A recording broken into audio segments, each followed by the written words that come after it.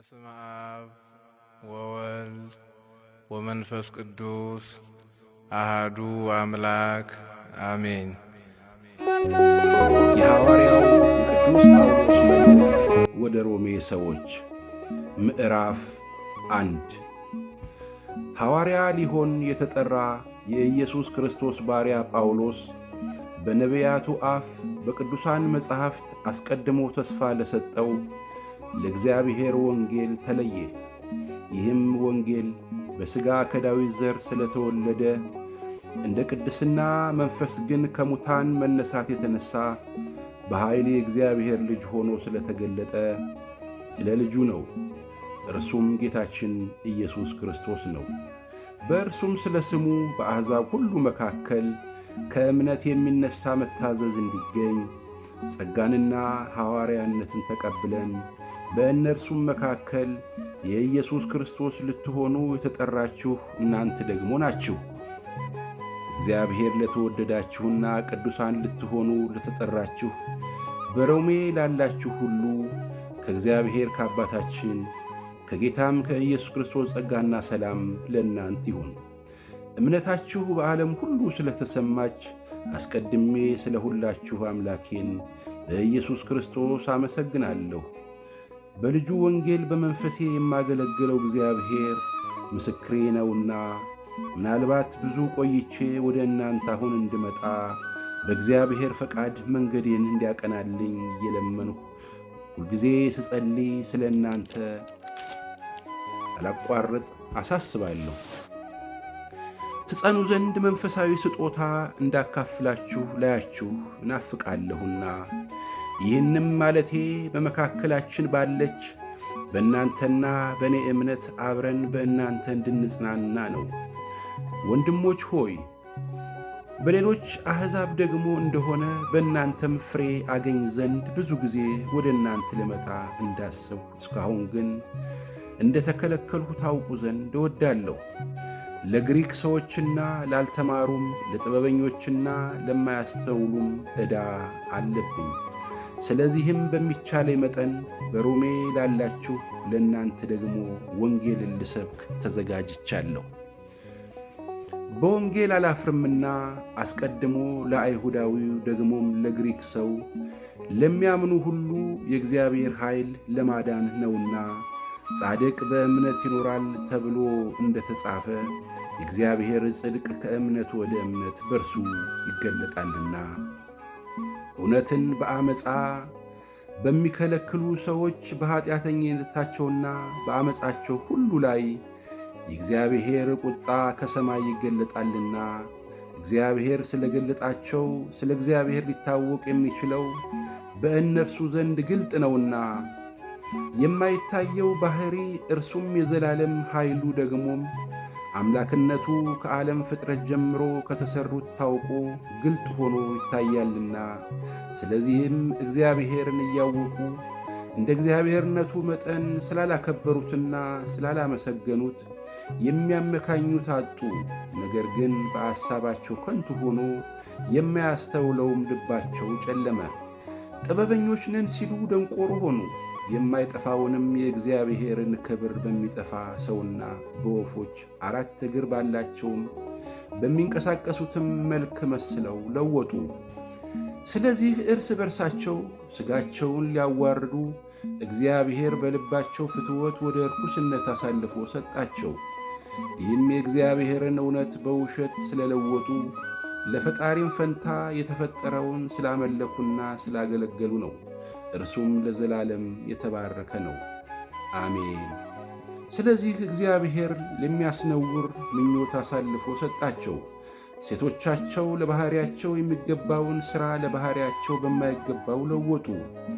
እንዲሁም ወንዶች ደግሞ ለባሕርያቸው የሚገባውን ሴቶችን መገናኘት ትተው እርስ በርሳቸው በፍትወት ተቃጠሉ።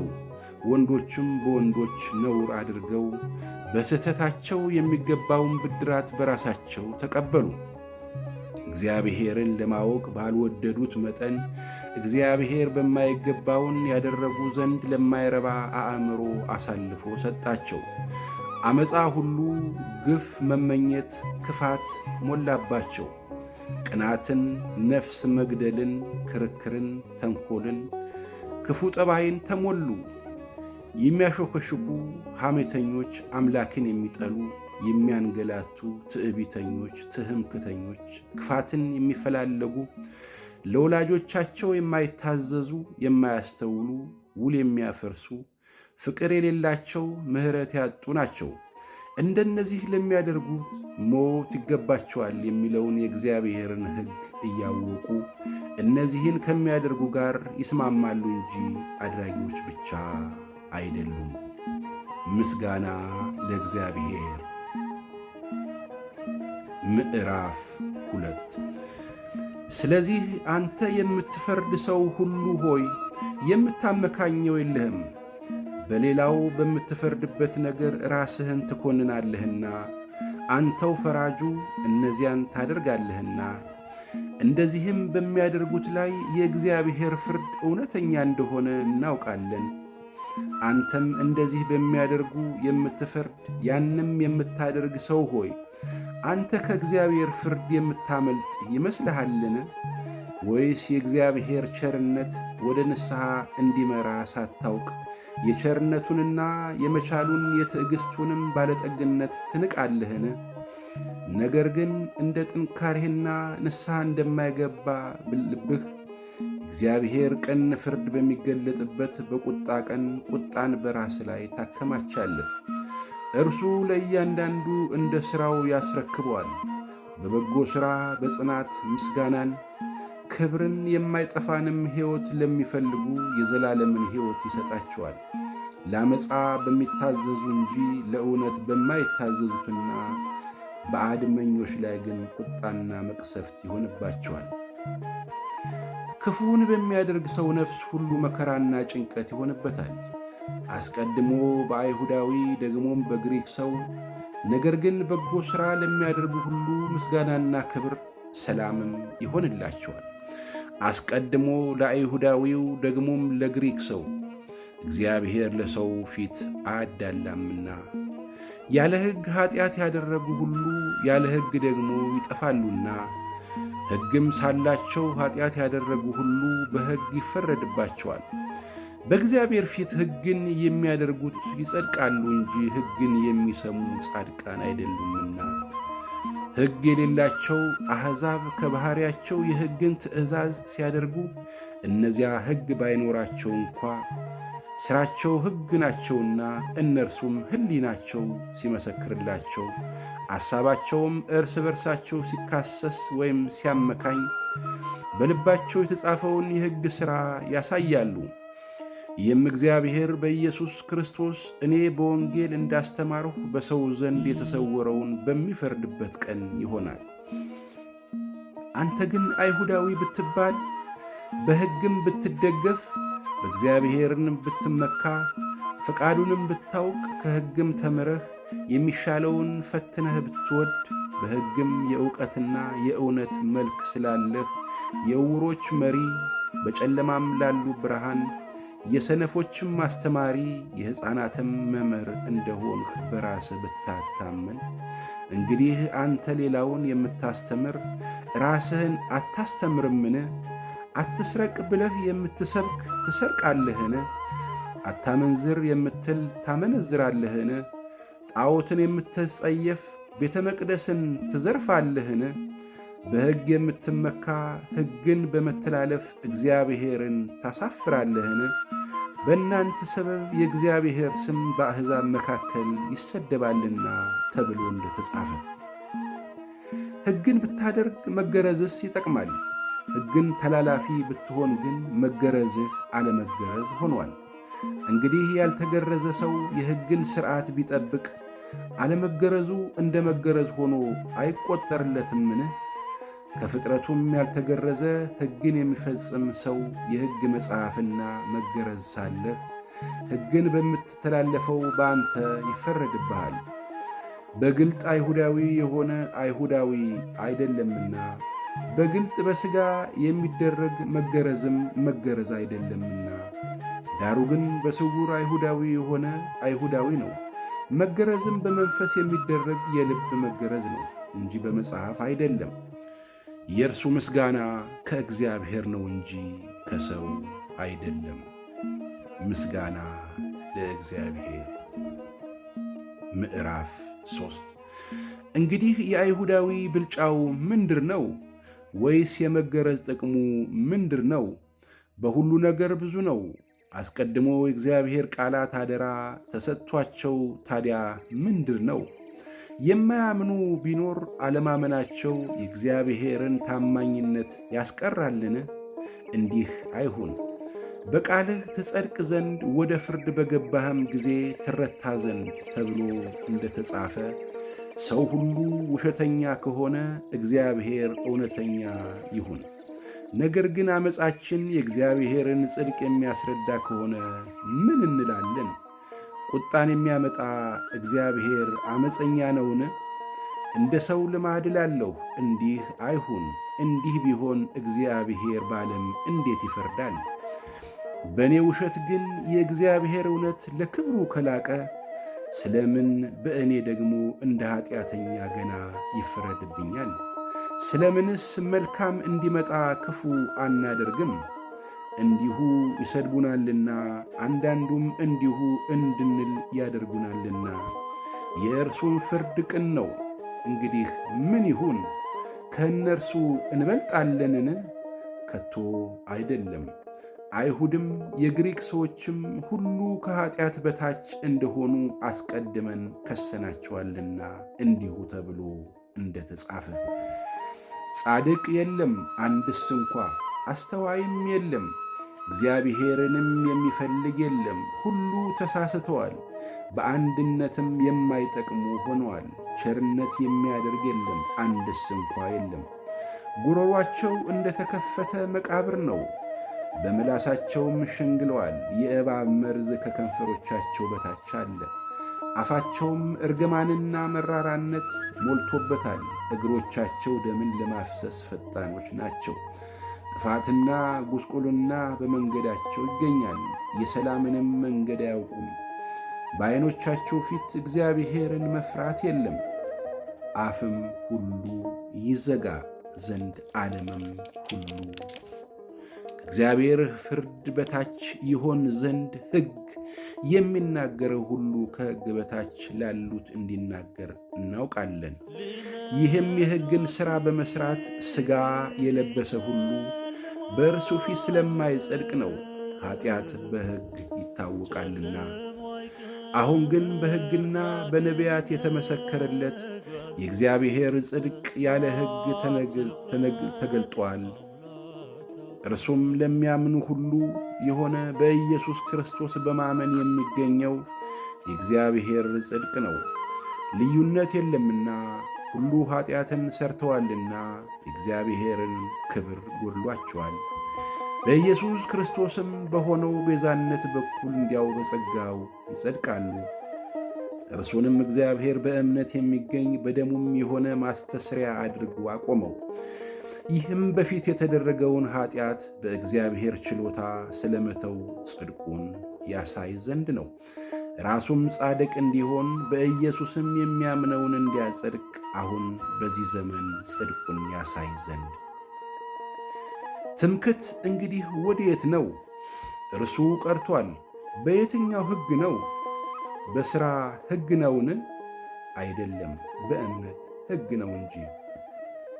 ሰው ያለ ሕግ ሥራ በእምነት እንዲጸድቅ እንቈጥራለንና። ወይስ እግዚአብሔር የአይሁድ ብቻ አምላክ ነውን? የአሕዛብስ ደግሞ አምላክ አይደለምን? አዎን፣ የተገረዘን ስለ እምነት ያልተገረዘንም በእምነት የሚያጸድቅ አምላክ አንድ ስለሆነ የአሕዛብ ደግሞ አምላክ ነው። እንግዲህ ሕግን በእምነት እንሽራለን? አይደለም፣ ሕግን እናጸናለን እንጂ። ምስጋና ለእግዚአብሔር። ምዕራፍ 4 እንግዲህ በሥጋ አባታችን የሆነ አብርሃም ምን አገኘ እንላለን? አብርሃም በሥራ ጻድቅ ቢሆን የሚመካበት አለውና፣ ነገር ግን በእግዚአብሔር ዘንድ አይደለም። መጽሐፍስ ምን አለ? አብርሃምም እግዚአብሔርን አመነ፣ ጽድቅም ሆኖ ተቈጠረለት። ለሚሠራ ደሞዝ እንደ ዕዳው ነው እንጂ እንደ ጸጋ አይቈጠርለትም። ነገር ግን ለማይሠራ ኃጢአተኛውንም በሚያጸድቅ ለሚያምን ሰው እምነቱ ጽድቅ ሆኖ ይቈጠርለታል። እንደዚህ ዳዊት ደግሞ እግዚአብሔር ያለ ሥራ ጽድቅን ስለሚቈጥርለት ስለ ሰው ብፅዕና ይናገራል እንዲህ ሲል፣ ዓመፃቸው የተሰረየላቸው ኃጢአታቸውም የተከደነላቸው ብፁዓን ናቸው። ጌታ ኃጢአቱን የማይቈጥርበት ሰው ብፁዕ ነው። እንግዲህ ብፅዕና ስለ መገረዝ ተነገረ ወይስ ደግሞ ስለ አለመገረዝ? እምነቱ ለአብርሃም ጽድቅ ሆኖ ተቈጠረለት እንላለንና፣ እንዴት ተቈጠረለት? ተገርዞ ሳለ ነውን? ወይስ ሳይገረዝ? ተገርዞስ አይደለም ሳይገረዝ ነበር እንጂ። ሳይገረዝም በነበረው እምነት ያገኘው የጽድቅ ማኅተም የሆነ የመገረዝን ምልክት ተቀበለ። ይህም እነርሱ ደግሞ ጻድቃን ሆነው ይቈጠሩ ዘንድ ሳይገረዙ ለሚያምኑ ሁሉ አባት እንዲሆን ነው። ለተገረዙም አባት እንዲሆን ነው።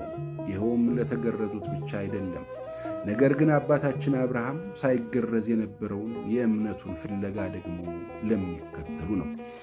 የዓለምም ወራሽ እንዲሆን ለአብርሃምና ለዘሩ የተሰጠው የተስፋ ቃል በእምነት ጽድቅ ነው እንጂ በሕግ አይደለም።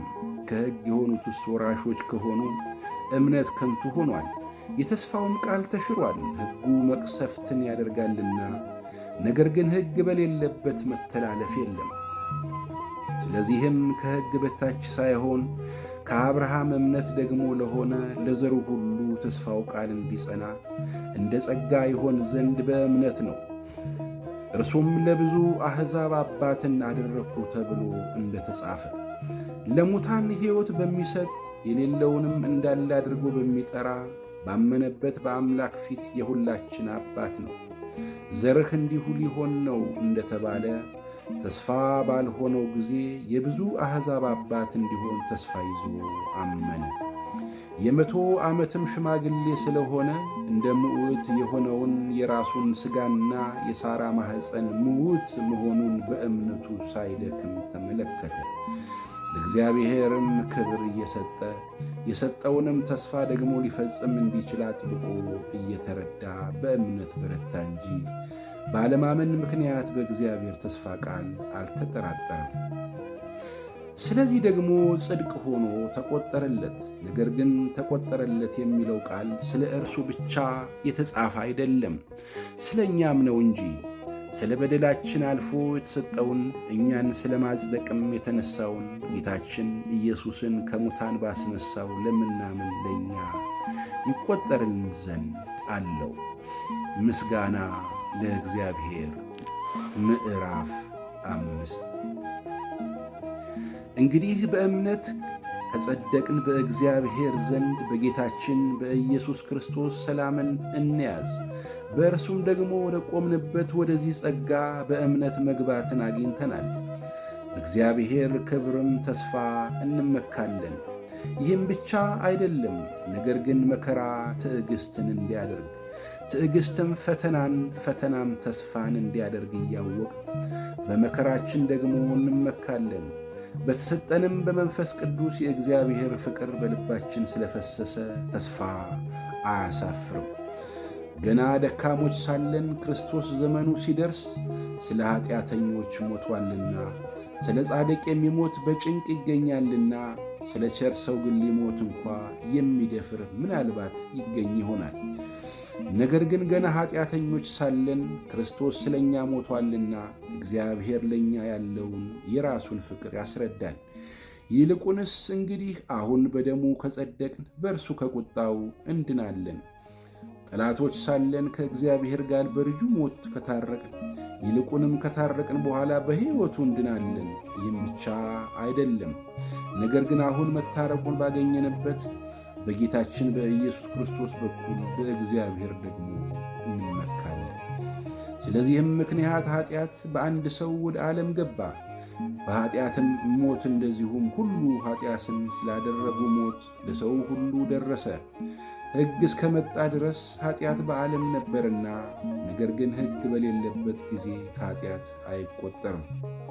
ነገር ግን በአዳም መተላለፍ ምሳሌ ኃጢአትን ባልሰሩት ላይ እንኳ ከአዳም ጀምሮ እስከ ሙሴ ድረስ ሞት ነገሰ። አዳም ይመጣ ዘንድ ላለው ለእርሱ አምሳሉ ነውና። ነገር ግን ስጦታው እንደ በደሉ መጠን እንደዚያው አይደለም። በአንድ ሰው በደል ብዙዎች ሞተዋልና። ነገር ግን የእግዚአብሔር ጸጋና በአንድ ሰው በኢየሱስ ክርስቶስ ጸጋ የሆነው ስጦታ ከዚያ ይልቅ ለብዙዎች በዛ። አንድ ሰውም ኃጢአትን በማድረጉ እንደሆነው መጠን እንደዚያው ስጦታው አይደለም። ፍርድ ከአንድ ሰው ለኩነኔ መጥቶአልና፣ ስጦታው ግን በብዙ በደል ለማጽደቅ መጣ። በአንዱም በደል ሞት በአንዱ በኩል ከነገሰ፣ ይልቁን የጸጋን ብዛትና የጽድቅን ስጦታ ብዛት የሚቀበሉ በአንዱ በኢየሱስ ክርስቶስ በኩል በሕይወት ይነግሣሉ። እንግዲህ በአንድ በደል ምክንያት ፍርድ ለኩነኔ ወደ ሰው ሁሉ እንደመጣ፣ እንዲሁም በአንድ ጻድቅ ምክንያት ስጦታው ሕይወትን ለማጽደቅ ወደ ሰው ሁሉ መጣ። በአንዱ ሰው አለመታዘዝ ብዙዎች ኃጢአተኞች እንደሆኑ፣ እንዲሁ ደግሞ በአንዱ መታዘዝ ብዙዎች ጻድቃን ይሆናሉ። በደልም እንዲበዛ ሕግ ጭምር ገባ። ዳሩ ግን ኃጢአት በበዛበት ኃጢአት በሞት እንደነገሰ፣ እንዲሁ ደግሞ ጸጋ ከጌታችን ከኢየሱስ ክርስቶስ የተነሣ በጽድቅ ምክንያት ለዘላለም ሕይወት ይነግሥ ዘንድ ጸጋ ከመጠን ይልቅ በለጠ። ምስጋና ለእግዚአብሔር ይሁን። ምዕራፍ 6 እንግዲህ ምን እንላለን? ጸጋ እንዲበዛ በኃጢአት ጸንተን እንኑርን? አይደለም። ለኃጢአት የሞተን እኛ ወደፊት እንዴት አድርገን በእርሱ እንኖራለን? ወይስ ከክርስቶስ ኢየሱስ ጋር አንድ እንሆን ዘንድ የተጠመቅን ሁላችን ከሞቱ ጋር አንድ እንሆን ዘንድ እንደተጠመቅን አታውቁምን? እንግዲህ ክርስቶስ በአብ ክብር ከሙታን እንደተነሣ እንዲሁ እኛም በአዲስ ሕይወት እንድንመላለስ ከሞቱ ጋር አንድ እንሆን ዘንድ በጥምቀት ከእርሱ ጋር ተቀበርን። ሞቱንም በሚመስል ሞት ከእርሱ ጋር ከተባበርን፣ ትንሣኤውን በሚመስል ትንሣኤ ደግሞ ከእርሱ ጋር እንተባበራለን። ከእንግዲህ ወዲያ ለኃጢአት እንድንገዛ የኃጢአት ሥጋ ይሻር ዘንድ አሮጌው ሰዋችን ከእርሱ ጋር እንደተሰቀለ እናውቃለን። የሞተስ ከኃጢአቱ ጸድቋልና። ነገር ግን ከክርስቶስ ጋር ከሞት ከእርሱ ጋር ደግሞ በሕይወት እንድንኖር እናምናለን። ክርስቶስ ከሙታን ተነስቶ ወደፊት እንዳይሞት ሞትም ወደፊት እንዳይገዛው እናውቃለንና፣ መሞትን አንድ ጊዜ ፈጽሞ ለኃጢአት ሞቷልና በሕይወት መኖሩን ግን ለእግዚአብሔር ይኖራል። እንዲሁም እናንተ ደግሞ ለኃጢአት እንደሞታችሁ ግን በክርስቶስ ኢየሱስ በጌታችን ሆናችሁ ለእግዚአብሔር ሕያዋን እንደሆናችሁ ራሳችሁን ቁጠሩ።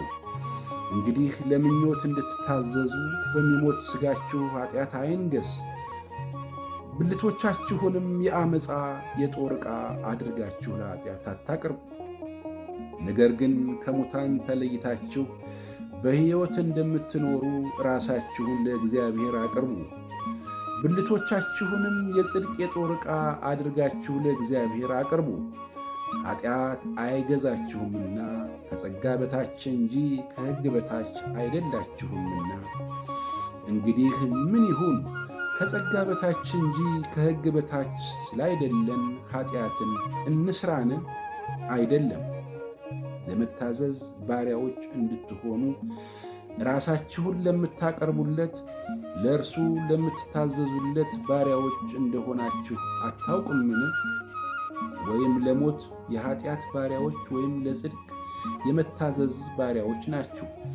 ነገር ግን አስቀድማችሁ የኃጢአት ባሪያዎች ከሆናችሁ ለተሰጣችሁለት ለትምህርት አይነት ከልባችሁ ስለታዘዛችሁ ከኃጢአትም አርነት ወጥታችሁ ለጽድቅ ስለተገዛችሁ እግዚአብሔር ምስጋና ይሁን። ስለ ሥጋችሁ ድካም እንደ ሰው ልማድ እላለሁ። ብልቶቻችሁ ዓመፃ ሊያደርጉ ለርኩሰትና ለዓለመፃ ባሪያዎች አድርጋችሁ እንዳቀረባችሁ እንደዚሁ ብልቶቻችሁ ሊቀደሱ ለጽድቅ ባሪያዎች አድርጋችሁ አሁን አቅርቡ። የኀጢአት ባሪያዎች ሳላችሁ ከጽድቅ ነፃ ነበራችሁና። እንግዲህ ዛሬ ከምታፍሩበት ነገር ያን ጊዜ ምን ፍሬ ነበራችሁ? የዚህ ነገር መጨረሻው ሞት ነውና።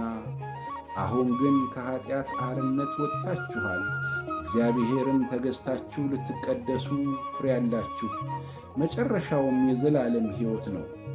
የኀጢአት ደሞዝ ሞት ነውና፣ እግዚአብሔር የጸጋ ስጦታ ግን በክርስቶስ ኢየሱስ በጌታችን የዘላለም ሕይወት ነው። ምስጋና ለእግዚአብሔር።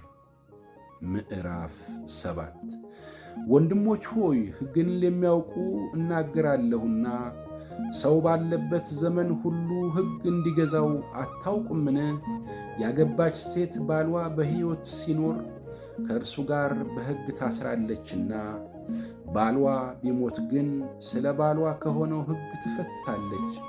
ስለዚህ ባሏ በሕይወት ሳለ ለሌላ ወንድ ብትሆን አመንዝራ ትባላለች። ባሏ ቢሞት ግን ከሕግ አርነት ወጥታለችና ለሌላ ወንድ ብትሆን አመንዝራ አይደለችም።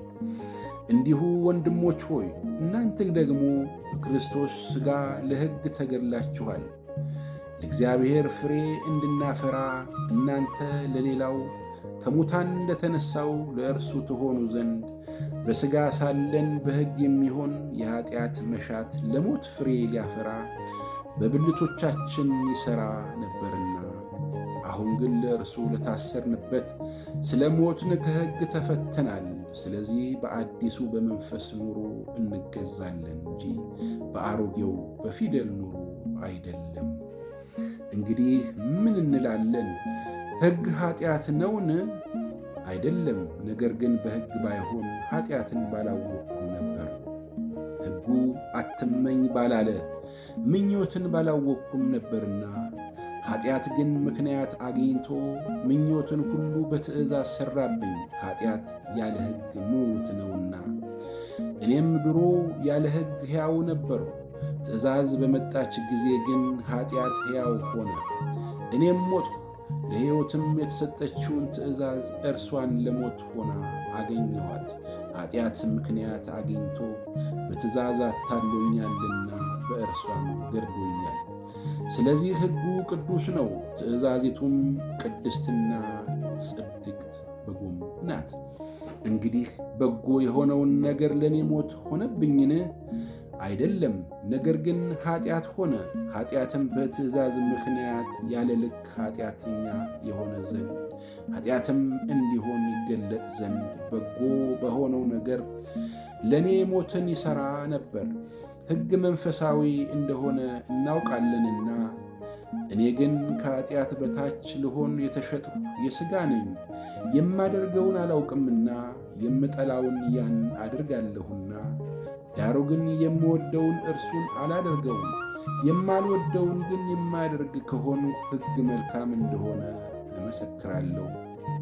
እንደዚህ ከሆነ ያን የማደርገው አሁን እኔ አይደለሁም፣ በእኔ የሚያድር ኀጢአት ነው እንጂ። በእኔ ማለት በሥጋዬ በጎ ነገር እንዳይኖር አውቃለሁና፣ ፈቃድ አለኝና መልካሙን ግን ማድረግ የለኝም። የማልወደውን ክፉ ነገር አድርጋለሁና፣ ዳሩ ግን የምወደውን በጎውን ነገር አላደርገውም።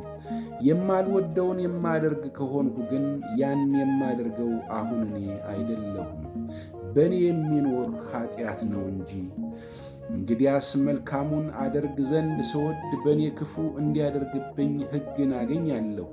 በውስጡ ሰውነቴ በእግዚአብሔር ሕግ ደስ ይለኛልና፣ ነገር ግን በብልቶቼ ከአእምሮዬ ሕግ ጋር የሚዋጋውንና በብልቶቼ ባለ በኀጢአት ሕግ የሚማርከኝን ሌላ ሕግ አያለሁ። እኔ ምንኛ ጎስቋላ ሰው ነኝ! ለዚህ ሞት ከተሰጠ ሰውነት ማን ያድነኛል? ለኢየሱስ ክርስቶስ በጌታችን ለእግዚአብሔር ምስጋና ይሁን። እንግዲያስ እኔ በአእምሮዬ ለእግዚአብሔር ሕግ፣ በሥጋዬ ግን ለኀጢአት ሕግ እገዛለሁ። ምስጋና ለእግዚአብሔር። ምዕራፍ 8 እንግዲህ በክርስቶስ ኢየሱስ ላሉት አሁን ኩነኔ የለባቸውም።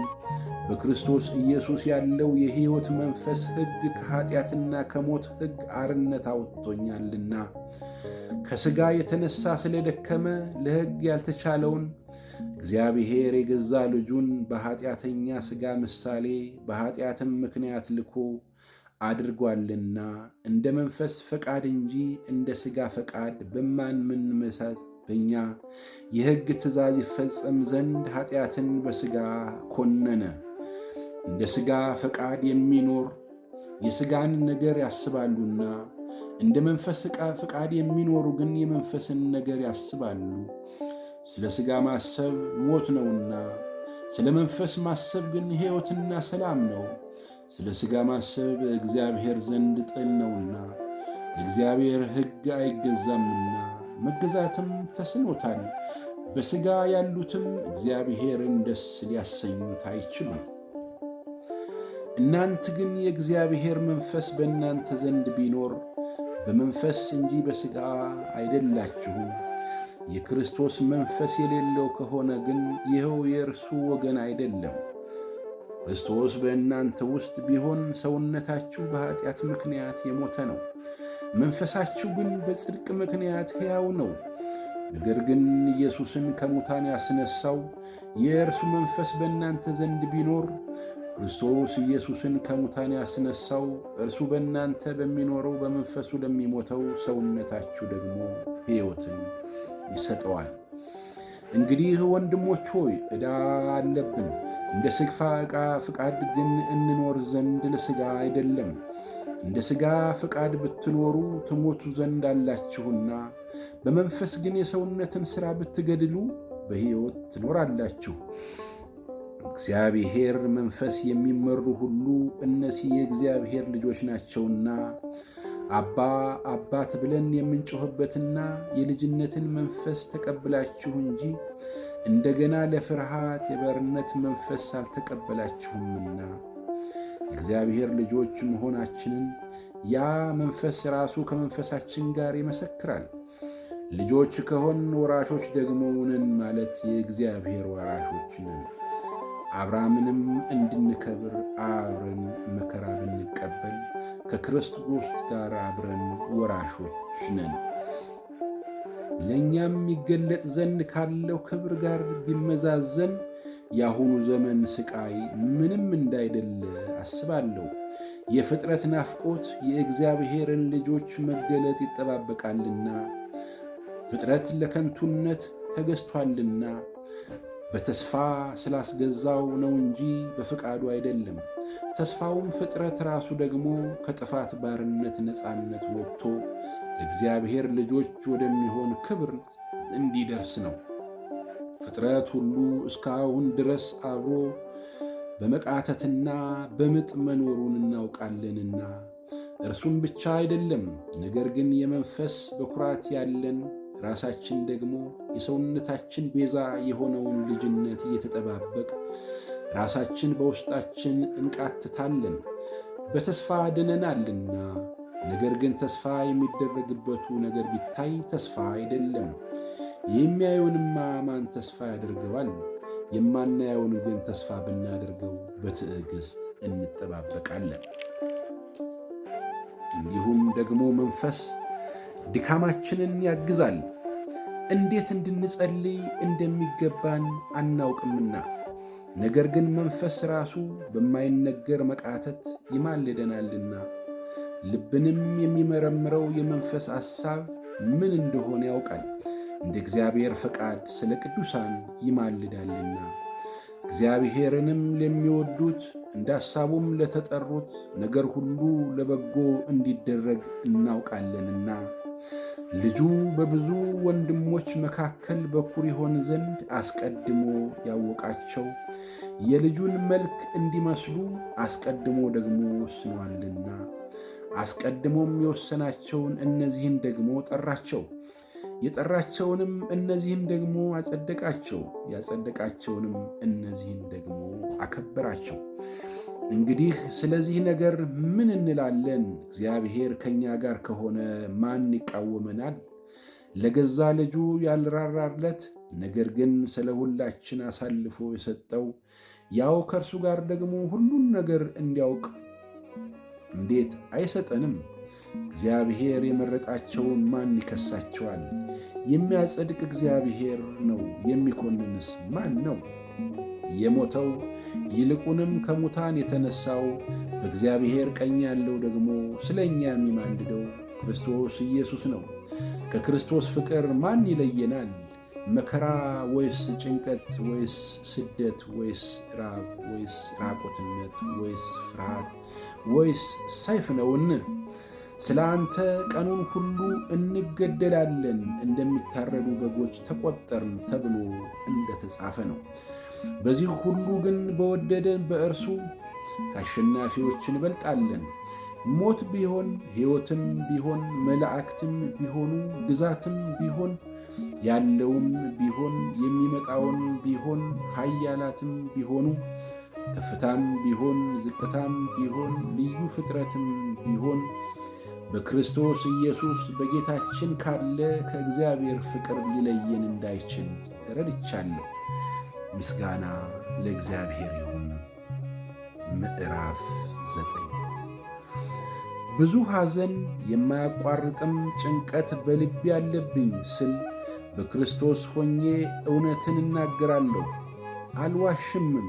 ሕሊናዬም በመንፈስ ቅዱስ ይመሰክርልኛል። በሥጋ ዘመዶቼ ስለሆኑ ስለ ወንድሞቼ ከክርስቶስ ተለይቼ እኔ ራሴ ተረገምሁ እንድሆን እጸልይ ነበርና እነሱ እስራውያን ናቸውና ልጅነትና ክብር ኪዳንም የሕግም መሰጠት የመቅደስም ሥርዓት የተስፋውም ቃላት ለእነርሱ ናቸውና አባቶችም ለእነርሱ ናቸውና ከእነርሱም ክርስቶስ በሥጋ መጣ። እርሱም ከሁሉ በላይ ሆኖ ለዘላለም የተባረከ አምላክ ነው። አሜን። ነገር ግን የእግዚአብሔር ቃል የተሻረ አይደለም። እነዚህ እስራኤል የሚወለዱ ሁሉ እስራኤል አይደሉምና የአብርሃምም ዘር ስለሆኑ ሁላቸው ልጆች አይደሉም። ነገር ግን በይስሐቅ ዘር ይጠራሃል ተባለ። ይህም የተስፋ ቃል ልጆች ዘር ሆነው ይቆጠራሉ እንጂ እነዚህ የሥጋ ልጆች የሆኑ የእግዚአብሔር ልጆች አይደሉም ማለት ነው። ይህ በዚህ ጊዜ አመጣለሁ ለሳራም ልጅ ይሆንላታል የሚል የተስፋ ቃል ነውና፣ ይህ ብቻ አይደለም። ነገር ግን ርብቃ ደግሞ ከአንዱ ከአባታችን ከይስሐቅ በጸነሰች ጊዜ ልጆቹ ገና ሳይወለዱ በጎ ወይም ክፉ ምንም ሳያደርጉ ከጠሪው እንጂ ከሥራ ሳይሆን በምርጫ የሚሆን የእግዚአብሔር ሐሳብ ይጸናን ዘንድ ለእርሷ ታላቅ ለታናሹ ይገዛል ተባለለት። ያዕቆብን ወደድሁ ኤሳውን ግን ጠላው ተብሎ እንደ ተጻፈ ነው። እንግዲህ ምን እንላለን? እግዚአብሔር ዘንድ ዓመፃ አለ ወይ? አይደለም። ለሙሴ የምምረውን ሁሉ ምረዋለሁ፣ ለምራራለትም ሁሉ እራራለታለሁ ይላልና። እንግዲህ ምሕረት ለወደደ ወይም ለሮጠ አይደለም፣ ከሚምር ከእግዚአብሔር ነው እንጂ። መጽሐፍ ፈርዖንን ኃይሌን በአንተ አሳይ ዘንድ ስሜም በምድር ሁሉ ይነገር ዘንድ ለዚህ አስነሳሁህ ይላልና። እንግዲህ የሚወደውን ይምረዋል፣ የሚወደውንም እልከኛ ያደርገዋል። እንግዲህ ስለምን እስካሁን ድረስ ይነቅፋል? ፍቃዱንስ የሚቃወም ማን ነው ትለኝ ይሆናል። ነገር ግን አንተ ሰው ለእግዚአብሔር የምትመልስ ማነህ? ሥራ ሰሪውን ስለምን እንዲህ አድርገህ ሠራሃኝ ይለዋልን? ወይም ሸክላ ሰሪ ከአንዱ ጭቃ ክፍል አንዱን ዕቃ ለክብር አንዱንም ለውርደት ሊሠራ በጭቃ ላይ ሥልጣን የለውምን? ነገር ግን እግዚአብሔር ኃይሉን የሚገልጽበትን ቅጣቱን ሲያሳይ ቢወድ ትዕግሥቱን ካሳየ በኋላ ለማጥፋት የተዘጋጁትን ቁጣውን የሚገልጽበት መላእክትን ያመጣል። ዳግመኛም የጌትነቱን ብዛት ሊያሳይ ቢወድ አስቀድሞ መርጦ በወደዳቸው ለይቅርታ የተዘጋጁ የይቅርታ መላእክትን ያመጣል። ወደ ክብሩ የጠራን የሰበሰበን እኛ ነን፣ ከአይሁድ አይደለም ከአሕዛብም እንጂ። እንዲሁም ደግሞ በሆሴዕ ሕዝቤ ያልሆነውን ሕዝቤ ብዬ ያልተወደደውንም የተወደደች ብዬ እጠራለሁ። እናንተ ሕዝቤ አይደላችሁም በተባለላቸውም ስፍራ በዚያ የሕያው እግዚአብሔር ልጆች ተብለው ይጠራሉ ይላል። ኢሳይያስም የእስራኤል ልጆች ቁጥር ምንም እንደ ባሕር አሸዋ ቢሆን ቅሬታው ይድናል፣ ጌታ ነገሩን ፈጽሞና ቆርቶ በምድር ላይ ያደርገዋልና ብሎ ስለ እስራኤል ይጮኻል። ኢሳይያስም እንደዚሁ ጌታ ጸባዖት ዘር ባያስቀርልን እንደ ሰዶም በሆን ገሞራንም በመሰልን ነበር ብሎ አስቀድሞ ተናገረ። እንግዲህ ምን እንላለን? ጽድቅን ያልተከተሉት አሕዛብ ጽድቅን አገኙ፣ እርሱ ግን ከእምነት የሆነ ጽድቅ ነው። እስራኤል ግን የጽድቅን ሕግ እየተከተሉ ወደ ሕግ አልደረሱም። ይህ ስለ ምንድር ነው? በሥራ እንጂ በእምነት ጽድቅን ስላልተከተሉ ነው። እነሆ በጽዮን የዕንቅፋት ድንጋይና የማሰናከያ ዓለት አኖራለሁ፣ በእርሱም የማያምን አያፍርም ተብሎ እንደተጻፈ በዕንቅፋት ድንጋይ ተሰናከሉ። ምስጋና ለእግዚአብሔር።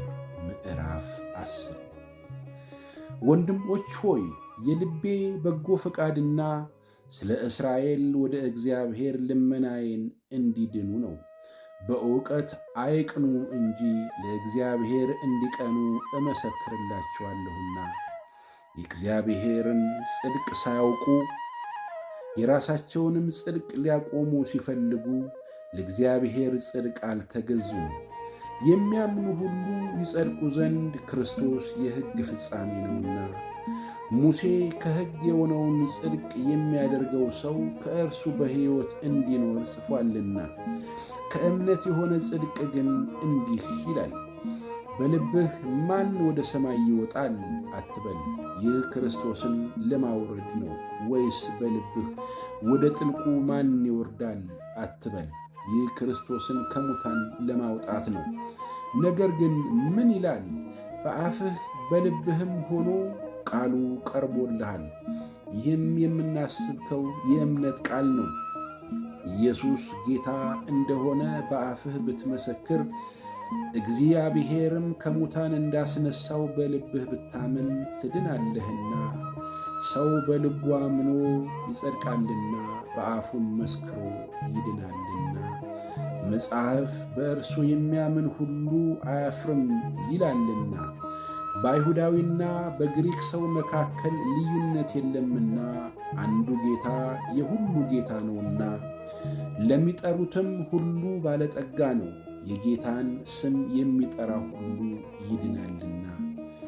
እንግዲህ ያላመኑበትን እንዴት አድርገው ይጠሩታል? ባልሰሙትስ እንዴት ያምናሉ? ያለ ሰባኪስ እንዴት ይሰማሉ? መልካሙን የምሥራች የሚያወሩ እግሮቻቸው እንዴት ያማሩ ናቸው ተብሎ እንደተጻፈ ካልተላኩ እንዴት ይሰብካሉ? ነገር ግን ሁሉ ለምሥራቹ ቃል አልታዘዙም። ኢሳይያስ ጌታ ሆይ ምስክርነታችንን ማን አመነ ብሎአልና። እንግዲያስ እምነት ከመስማት ነው፣ መስማትም በእግዚአብሔር ቃል ነው። ዳሩ ግን ባይሰሙ ነው እላለሁ። በእውነት ድምፃቸው በምድር ሁሉ ላይ ቃላቸውም እስከ ዓለም ዳርቻ ወጣ። ነገር ግን እስራኤል ባያውቁ ነው ወይ እላለሁ። ሙሴ አስቀድሞ እኔ ሕዝብ በማይሆነው አስቀናችኋለሁ፣ በማያስተውለውም ሕዝብ አስቆጣችኋለሁ ብሏል። ኢሳይያስም ደፍሮ ላልፈለጉኝ ተገኘሁ፣ ላልጠየቁኝም ተገለጥሁ አለ። ስለ እስራኤል ግን ቀኑን ሁሉ ወደማይታዘዝና ወደሚቃወመው ሕዝብ እጆችን ዘረጋሁ ይላል። ምስጋና ለእግዚአብሔር። ምዕራፍ 11 እንግዲህ እግዚአብሔር ሕዝቡን ጣላቸውን እላለሁ አይደለም። እኔ ደግሞ እስራኤላዊና ከአብርሃም ዘር ከብንያምም ወገን ነኝና እግዚአብሔር አስቀድሞ ያወቃቸውን ሕዝብ አልጣላቸውም። መጽሐፍ ስለ ኤልሳ በተጻፈው የሚለውን በእግዚአብሔር ፊት እስራኤልን እንዴት እንደሚከስ አታውቁምን? ጌታ ሆይ ነቢያትህን ገደሉ፣ መሠዊያዎችህንም አፈረሱ፣ እኔም ብቻዬን ቀረሁ፣ ነፍሴንም ይሿታል። ነገር ግን አምላካዊ መልስ ምን አለው? ለበዓል ያልሰገዱትን 70,000 ሰዎች ለእኔ አስቀርቻለሁ። እንደዚሁም በአሁኑ ዘመን ደግሞ በጸጋ የተመረጡ ቅሬታዎች አሉ። በጸጋ ከሆነ ግን ከሥራ መሆኑ ቀርቷል። ጸጋ ያለዚያ ጸጋ መሆኑ ቀርቷል። እንግዲህ ምንድር ነው? እስራኤል የሚፈልጉትን አላገኙትም፣ የተመረጡት ግን አገኙት። ሌሎቹም ደነዘዙ፣ እንዲሁም ዓይኖቻቸው እንዳያዩ ጆሮቻቸውም እንዳይሰሙ እግዚአብሔር የእንቅልፍ መንፈስን እስከ ዛሬ ድረስ ሰጣቸው ተብሎ ተጽፏል። ዳዊትም ማዕዳቸው ወጥመድና አሽክላ ማሰናከያም ፍዳም ይሆንባቸው፣ ዓይኖቻቸው እንዳያዩ ይጨልሙ፣ ጀርባቸውንም ዘወትር አጎብጠው ብሏል። እንግዲህ የተሰናከሉ እስኪወድቁ ድረስ ነውን እላለሁ? አይደለም። ነገር ግን እነርሱን ያስቀናቸው ዘንድ በእነርሱ በደል መዳን ለአሕዛብ ሆነ። ዳሩ ግን በደላቸው ለዓለም ባለጠግነት፣ መሸነፋቸውም ለአሕዛብ ባለጠግነት ከሆነ ይልቁንስ መሙላታቸው እንዴት ይሆን? ለእናንተም ለአሕዛብ እናገራለሁ። እኔ የአሕዛብ ሐዋርያ በሆንሁ መጠን ሥጋዬ የሆኑትን አስቀንቼ ምናልባት ከእነርሱ አንዳንዱን አድን እንደሆነ አገልግሎቴን አከብራለሁ። የእነርሱ መጣል ለዓለም መታረቅ ከሆነ ከሙታን ከሚመጣ ሕይወት በቀር መመለሳቸው ምን ይሆን? በኩራቱም ቅዱስ ከሆነ ቡህው ደግሞ ቅዱስ ነው። ሥሩም ቅዱስ ከሆነ ቅርንጫፎቹ ደግሞ ቅዱሳን ናቸው። ነገር ግን ከቅርንጫፎች አንዳንዱ ቢሰበሩ አንተም የበረሃ ወይራ የሆንህ በመካከላቸው ገብተህ ከእነርሱ ጋር የወይራ ዘይት ከሚወጣው ሥር ተካፋይ ከሆንህ በቅርንጫፎች ላይ አትመካ። ብትመካባቸው ግን ሥሩ አንተን ይሸከምሃል እንጂ ሥሩን የምትሸከም አንተ አይደለህም። እንግዲህ እኔ እንድገባ ቅርንጫፎች ተሰበሩ ትል ይሆናል። መልካም። እነርሱ ከአለማመን የተነሳ ተሰበሩ፣ አንተም ከእምነት የተነሳ ቆመሃል። ፍራ እንጂ የትዕቢትን ነገር አታስብ። እግዚአብሔር እንደተፈጠሩት ለነበሩት ቅርንጫፎች የራራላቸው ካልሆነ ለአንተ ደግሞ አያራራልህምና። እንግዲህ የእግዚአብሔርን ቸርነትና ጭከና ተመልከት። ጭከናው በወደቁት ላይ ነው። በቸርነቱ ግን ጸንተህ ብትኖር የእግዚአብሔር ቸርነት በአንተ ላይ ነው። ያለዚያ አንተ ደግሞ ትቈረጣለህ። እነዚያም ደግሞ በአለማመናቸው ጸንተው ባይኖሩ በዛፉ ውስጥ ይገባሉ፣ እግዚአብሔር መልሶ ሊያገባቸው ይችላልና። አንተ በፍጥረቱ የበረሃ ከነበረ ወይራ ተቈርጠህ እንደ ፍጥረትህ ሳትሆን በመልካም ወይራ ከገባህ፣ ይልቁንስ እነዚያ በፍጥረታቸው ያሉት ቅርንጫፎች በራሳቸው ወይራ እንዴት አይገቡም? ወንድሞች ሆይ ልባሞች የሆናችሁ እንዳይመስላችሁ ይህን ምስጢር ታውቁ ዘንድ እወዳለሁ። የአሕዛብ ሙላት እስኪገባ ድረስ ድንዛዜ በእስራኤል በአንዳንድ በኩል ሆነባቸው። እንደዚሁም እስራኤል ሁሉ ይድናል፣ እንዲህ ተብሎ እንደተጻፈ መድኃኒት ከጽዮን ይወጣል፣ ከያዕቆብም ኃጢአተኝነት ያስወግዳል። ኃጢአታቸውንም ስወስድላቸው ከእነርሱ ጋር ምገባው ኪዳን ይህ ነው። በወንጌልስ በኩል ስለ እናንተ ጠላቶች ናቸው፣ በምርጫ በኩል ግን ስለ አባቶች ተወዳጆች ናቸው። እግዚአብሔር በጸጋው ስጦታና በመጥራቱ አይጸጸትምና እናንተም ቀድሞ ለእግዚአብሔር እንዳልታዘዛችሁ አሁን ግን ካለመታዘዛችሁ የተነሳ ምሕረት እንዳገኛችሁ እንዲሁ በተማራችሁበት ምሕረት እነርሱ ደግሞ ምሕረትን ያገኙ ዘንድ እነዚህ ደግሞ አሁን አልታዘዙም። እግዚአብሔር ሁሉን ይምር ዘንድ ሁሉን ባለመታዘዝ ዘግቶታልና። የእግዚአብሔር ባለጠግነትና ጥበብ ዕውቀቱም እንዴት ጥልቅ ነው! ፍርዱ እንዴት የማይመረመር ነው! ለመንገዱም ፍለጋ የለውም። የጌታን ልብ ያወቀው ማን ነው? ወይስ አማካሪው ማን ነበር? ወይስ ብድራቱን ይመልስ ዘንድ ለእርሱ አስቀድሞ የሰጠው ማን ነው? ሁሉ ከእርሱና በእርሱ ለእርሱም ነውና ለእርሱ ለዘላለም ክብር ይሁን፣ አሜን። ምስጋና ለእግዚአብሔር። ምዕራፍ 12 እንግዲህ ወንድሞች ሆይ ሰውነታችሁን እግዚአብሔርን ደስ የሚያሰኝና ሕያው ቅዱስም መሥዋዕት አድርጋችሁ ታቀርቡ ዘንድ በእግዚአብሔር ርኅራኄ እለምናችኋለሁ። እርሱም ለአእምሮ የሚመች አገልግሎታችሁ ነው። እግዚአብሔር ፈቃድ እርሱም በጎና ደስ የሚያሰኝ ፍጹምም የሆነው ነገር ምን እንደሆነ ፈትናችሁ ታውቁ ዘንድ በልባችሁ መታደስ ተለወጡ እንጂ ይህን ዓለም አትምሰሉ። እግዚአብሔር ለእያንዳንዱ የእምነትን መጠን እንዳካፈለው እንደ ባለ አእምሮ እንዲያስብ እንጂ ማሰብ ከሚገባው አልፎ በትዕቢት እንዳያስብ በመካከላችሁ ላለው ለእያንዳንዱ በተሰጠ ጸጋ እናገራለሁ።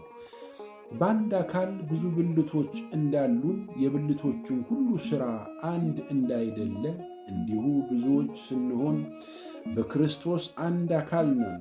እርስ በርሳችን እያንዳንዳችን የሌላው ብልቶች ነን። እንደ ተሰጠንም ጸጋ ልዩ ልዩ ስጦታ አለን። ትንቢት ቢሆን እንደ እምነታችን መጠን ትንቢት እንናገር። አገልግሎት ቢሆን በአገልግሎታችን እንትጋ። የሚያስተምርም ቢሆን በማስተማሩ ይትጋ። የሚመክርም ቢሆን በመምከሩ ይትጋ። የሚሰጥ በልግስና ይስጥ። የሚገዛ በትጋት ይግዛ። የሚምር በደስታ ይማር። ፍቅራችሁ ያለ ግብዝነት ይሁን። ክፉውን ነገር ተጸየፉት፣ ከበጎ ነገር ጋር ተባበሩ። በወንድማማች መዋደድ እርስ በርሳችሁ ተዋደዱ፣ እርስ በርሳችሁ ተከባበሩ። ለሥራ ከመትጋት አትለግሙ፣ በመንፈስ የምትቃጠሉ ሁኑ። ለጌታ ተገዙ፣ በተስፋ ደስ ይበላችሁ። በመከራ ታገሱ፣ በጸሎት ጽኑ። ቅዱሳንን በሚያስፈልጋቸው እርዱ፣ እንግዶችን ለመቀበል ትጉ። የሚያሳድዷችሁን መርቁ እንጂ አትርገሙ። ደስ ከሚላቸው ጋር ደስ ይበላችሁ፣ ከሚያለቅሱም ጋር አልቅሱ። እርስ በርሳችሁ በአንድ ሐሳብ ተስማሙ። የትዕቢትን ነገር አታስቡ፣ ነገር ግን የትሕትናን ነገር ለመሥራት ትጉ። ልባሞች የሆናችሁ አይምሰላችሁ፣ ለማንም ስለ ክፉ ፈንታ ክፉን አትመልሱ። በሰው ሁሉ ፊት መልካም የሆነውን አስቡ። ቢቻላችሁስ በእናንተ በኩል ከሰው ሁሉ ጋር በሰላም ኑሩ። ተወዳጆች ሆይ ራሳችሁን አትበቀሉ፣ ለቁጣው ፈንታ ስጡ እንጂ በቀል የእኔ ነው፣ እኔ ብድራቱን እመልሳለሁ ይላል ጌታ ተብሎ ተጽፏልና። ጠላትህ ግን ቢራብ አብላው፣ ቢጠማ አጠጣው። ይህን በማድረግህ በራሱ ላይ የእሳት ፍም ትከምራለህና። ክፉን በመልካም አሸንፍ እንጂ በክፉ አታሸንፍ። ምስጋና ለእግዚአብሔር።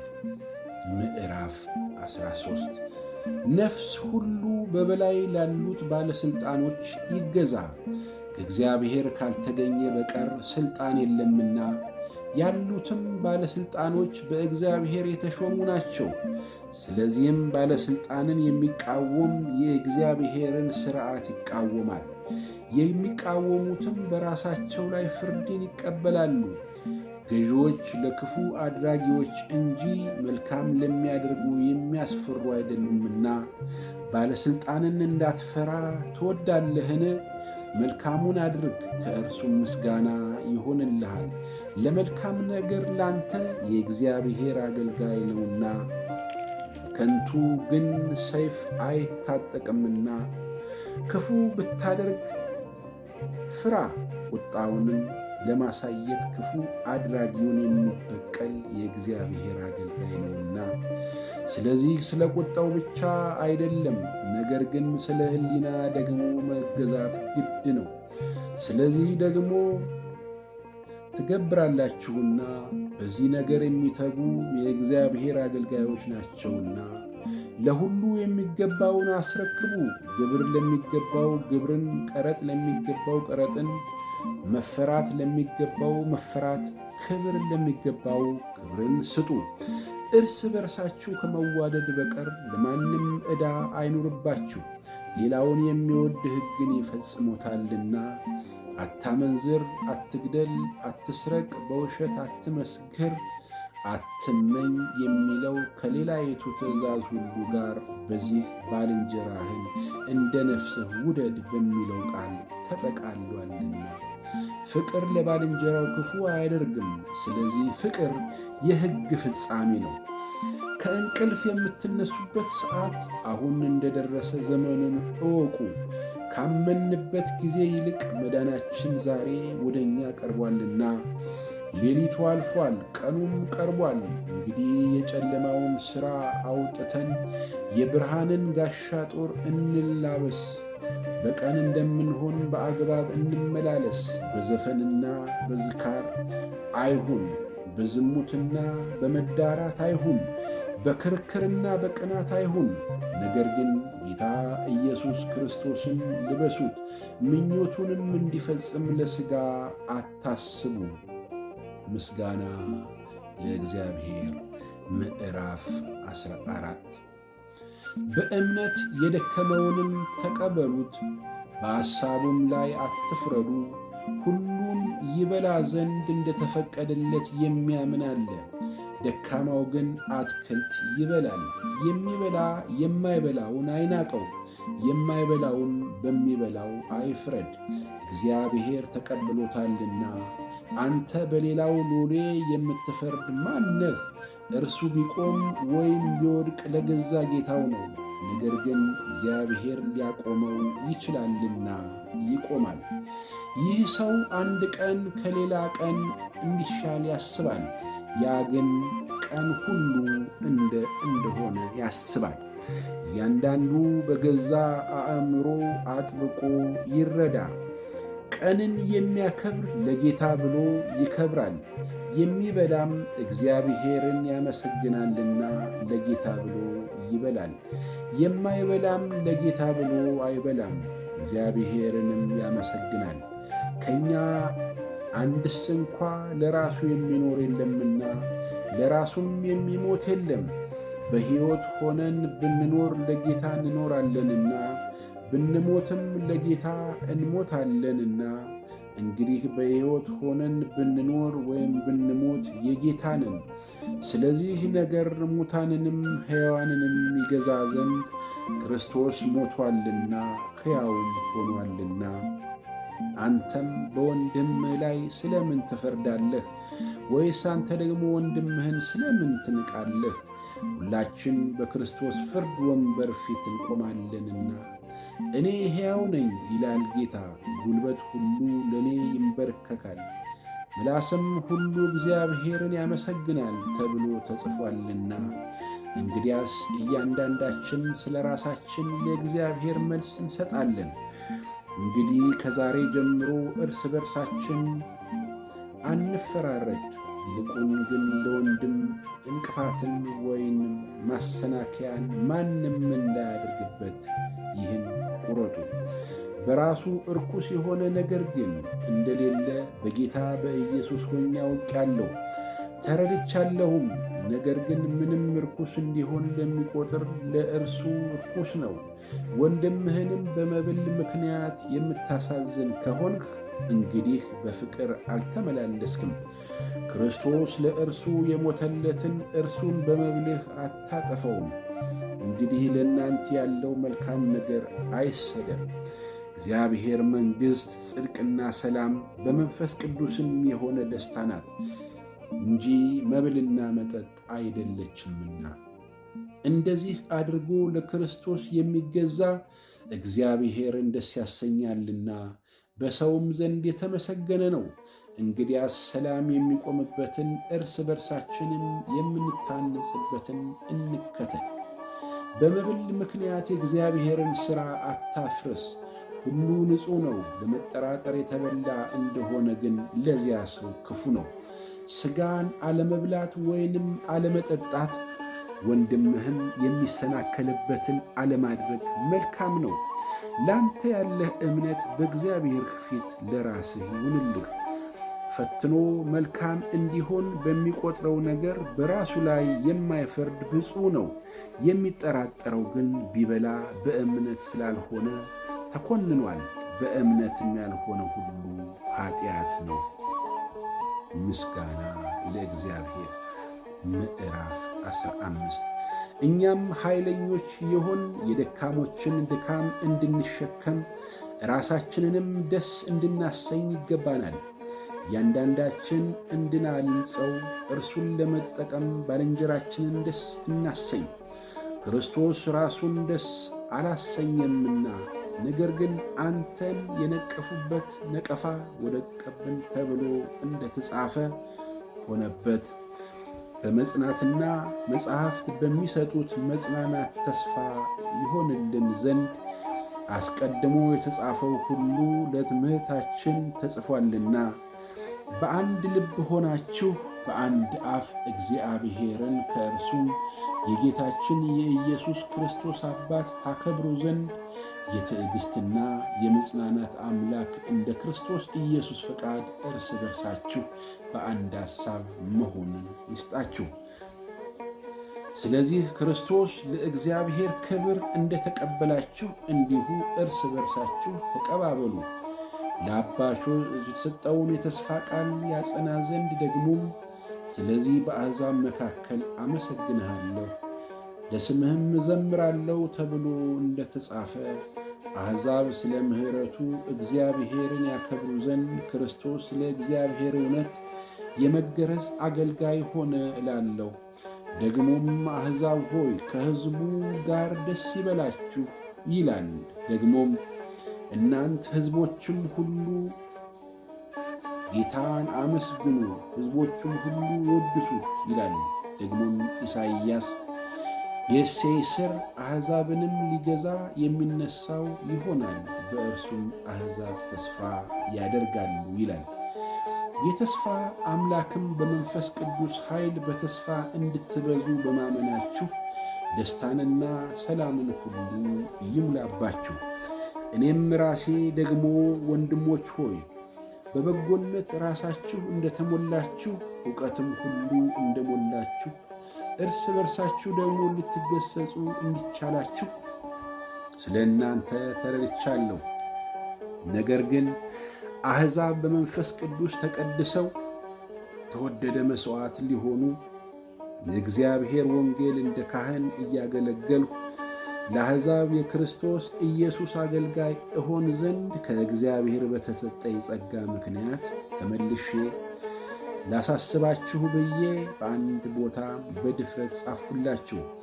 እንግዲህ ከእግዚአብሔር ዘንድ በሚሆን ነገር በክርስቶስ ኢየሱስ ትምክህት አለኝ። አሕዛብ እንዲታዘዙ ክርስቶስ በቃልና በሥራ በምልክትና በድንቅ ነገር ኃይል በመንፈስ ቅዱስም ኃይል በእኔ አድርጎ ከሠራው በቀር ምንም ልናገር አልደፍርም። ስለዚህ ከኢየሩሳሌም ጀምሬ እስከ ኢልዋሪቆን ድረስ እየዞርኩ የክርስቶስን ወንጌል ፈጽሜ ሰብኬአለሁ። እንዲሁም በሌላው ሰው መሠረት ላይ እንዳልሠራ የክርስቶስ ስም በተጠራበት ስፍራ ሳይሆን ወንጌልን ለመስበክ ተጣጣርሁ። ነገር ግን ስለ እርሱ ያልተወራላችሁን ያያሉ፣ ያልሰሙም ያስተውላሉ ተብሎ እንደተጻፈ፣ ስለዚህ ደግሞ ወደ እናንተ እንዳልመጣ ብዙ ጊዜ ተከለከልሁ።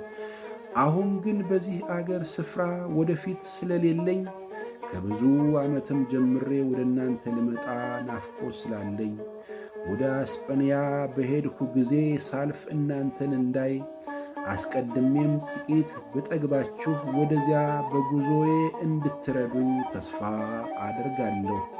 አሁን ግን ቅዱሳንን ለማገልገል ወደ ኢየሩሳሌም እሄዳለሁ። መቄዶንያን አካያይ በኢየሩሳሌም ቅዱሳን መካከል ያሉትን ድሆች ይረዱ ዘንድ ወደዋልና የእነርሱም ባለዕዳዎች ናቸው።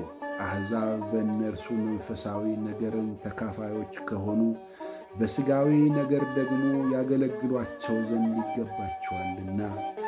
እንግዲህ ይህን ፈጽሜ ይህን ፍሬ ካተምኩላችሁ በኋላ በእናንተ በኩል አልፌ ወደ እስጳንያ እሄዳለሁ። ወደ እናንተም ስመጣ በክርስቶስ በረከት ሙላት እንድመጣ አውቃለሁ። ወንድሞች ሆይ ስለ እኔ ወደ እግዚአብሔር እየጸለያችሁ ከእኔ ጋር ትጋደሉ ዘንድ በጌታችን በኢየሱስ ክርስቶስና በመንፈስ ፍቅር ለምናችኋለሁ። በእግዚአብሔር ፈቃድ በደስታ ወደ እናንተ መጥቼ ከእናንተ ጋር እንዳርፍ በይሁዳ ካሉት ከማይታዘዙ እድን ዘንድ ለኢየሩሳሌምም ያለኝን አገልግሎቴ ቅዱሳንን ደስ የሚያሰኝ ይሆን ዘንድ ጸልዩ። የሰላምም አምላክ ከሁላችሁ ጋር ይሁን፣ አሜን። ምስጋና ለእግዚአብሔር። ምዕራፍ 16 በክንክራኦስ ባለች ቤተ ክርስቲያን አገልጋይ የምትሆን እህታችንን ፌበንን አደራ ብያችኋለሁ። ለቅዱሳን እንደሚገባ በጌታ ተቀበሏት። እርሷ ለብዙዎች ለእኔም ለራሴ ደጋፊ ነበረችና ከእናንተም በምትፈልገው በማናቸውም ነገር እርዷት። በክርስቶስ ኢየሱስ አብረውኝ ለሚሠሩ ለጵርስቅልና ለአቂላ ሰላምታ አቅርቡልኝ። እነርሱም ስለ ነፍሴ ነፍሳቸውን ለሞት አቀረቡ። የአሕዛብም አብያተ ክርስቲያናት ሁሉ የሚያመሰግኗቸው ናቸው እንጂ እኔ ብቻ አይደለሁም። በቤታቸውም ላለች ቤተ ክርስቲያን ሰላምታ አቅርቡልኝ። እስያ ለክርስቶስ በኩራት ለሆነው ለምወደው ለአጢኒጦን ሰላምታ አቅርቡልኝ። ስለ እናንተ ብዙ ለደከመች ለማርያ ሰላምታ አቅርቡልኝ። በሐዋርያት መካከል ስመ ጥሩዎች ለሆኑ ደግሞም ክርስቶስን በማመን ለቀደሙኝ አብረውኝም ለታሰሩ ለዘመዶቼ ለአንዲራኒቆንያ ለዩልያና ሰላምታ አቅርቡልኝ። በጌታ ለምወደው ለጵልያጦን ሰላምታ አቅርቡልኝ። በክርስቶስ አብሮን ለሚሠራ ለኢሩባኖን ለምወደውም ለስጥናቃክን ሰላምታ አቅርቡልኝ። በክርስቶስ መሆኑ ተፈትኖ ለተመሰገነው ለኢጤሌን ሰላምታ አቅርቡልኝ። ለአርስጣባሎ ቤተሰቦች ላሉት ሰላምታ አቅርቡልኝ። ለዘመዴ ለሄሮዲዮና ሰላምታ አቅርቡልኝ። ከንልቅሱ ቤተሰቦች በጌታ ላሉት ሰላምታ አቅርቡልኝ። በጌታ ሆነው ለሚደክሙ ለፕሮፊሞናና ለጢሮፊሞሳ ሰላምታ አቅርቡልኝ። በጌታ እጅግ ለደከመች ለተወደደች ለጤርሲዳ ሰላምታ አቅርቡልኝ። በጌታ ሆነው ለታወቀ ለሩፎኖን ለእኔና ለእርሱም እናት ሰላምታ አቅርቡልኝ። ለአስቀርጢዮኖን ለአፍሊስንኦ ለሄርሞሚና ለጳጥሮስ ባም ለሄርማን ከእነርሱም ጋር ላሉ ወንድሞች ሰላምታ አቅርቡልኝ። ለፊሊጎንና ለዩልያ ለኔርያና ለእህቱም ለአንጦንም ከእነርሱም ጋር ላሉ ቅዱሳን ሁሉ ሰላምታ አቅርቡልኝ። በተቀደሰ አሳሳም እርስ በርሳችሁ ሰላምታ ተሰጣጡ። የክርስቶስ አብያተ ክርስቲያናት ሁሉ ሰላምታ ያቀርቡላችኋል። ነገር ግን ወንድሞች ሆይ እናንት የተማራችሁትን ትምህርት የሚቃወሙትን መለያየትንና ማሰናከያን የሚያደርጉትን ሰዎች እንድትመለከቱ እለምናችኋለሁ። ከእነርሱ ዘንድ ፈቀቅ በሉ።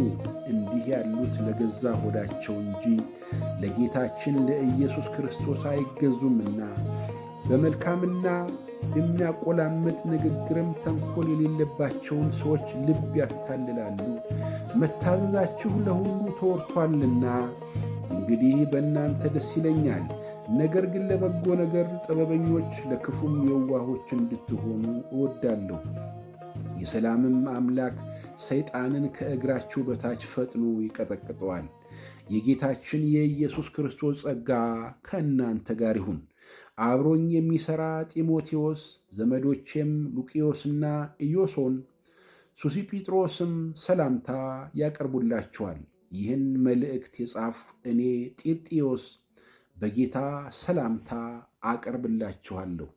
የኔና የቤተ ክርስቲያን ሁሉ አስተናጋጅ ጋዮስ ሰላምታ ያቀርብላችኋል። የከተማው መጋቢ ኤርስጦስ ወንድማችንም ቋስጦስ ሰላምታ ያቀርቡላችኋል። የጌታችን የኢየሱስ ክርስቶስ ጸጋ ከሁላችሁ ጋር ይሁን፣ አሜን። እንግዲህ እንደ ወንጌል ስለ ኢየሱስ ክርስቶስ እንደተሰበከ ከዘላለም ዘመንም የተሰወረው አሁን ግን የታየው በነቢያትም መጻሕፍት የዘላለም እግዚአብሔር እንዳዘዘ ለእምነት መታዘዝ ይሆን ዘንድ ለአሕዛብ ሁሉ የታወቀው ምስጢር እንደተገለጠ መጠን ሊያበረታችሁ ለሚችለው ብቻውን ጥበብ ላለው ለእግዚአብሔር በኢየሱስ ክርስቶስ እስከ ዘለዓለም ድረስ ክብር ይሁን፣ አሜን።